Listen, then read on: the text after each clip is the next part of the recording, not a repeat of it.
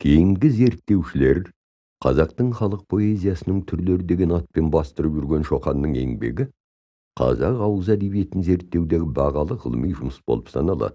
Мұнда Шоқан халық поэзиясында әбден орныққан түр, үлгілерді жанрлық ерекшелік жағынан саралап айтып беруді мақсат етеді. Зерттеуші өзі көріп білген, сол кездегі ел арасындағы әнші жыршылардың өнерінен өзі байқап таныған жайлар туралы жазады. Ол ауыз әдебиетіндегі үлгілердің бәрін толық қамтымай, бастыларын ғана айтқан.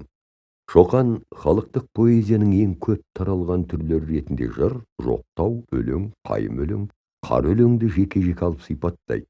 Ең бастысы, поэзия түрін жыр және өлең деп ажыратып, жыр мен құрылысы өлшемі тұрғысынан ұқсас болғанмен, жанрлық қалып басқаша жоқтауды бөлек алып қарайды. Ал өлеңнің ішінде қайым өлең мен қар өлеңді бөліп алып қарастырады.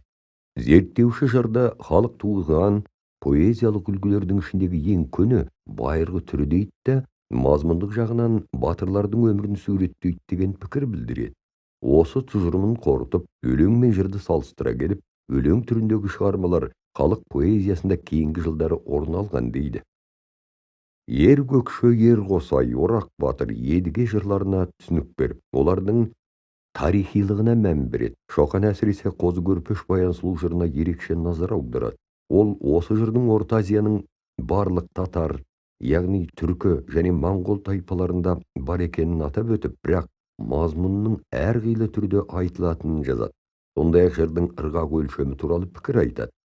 Шоқанның қазақтың халық поэзиясының түрлері зерттеу еңбегі қазақ ауыз әдебиетін тарихилығы мен құрылымдық жағынан сипаттаған алғашқы еңбектердің бірі және кейінгі ғылымға нұсқаушы бастама болғандығымен маңызды.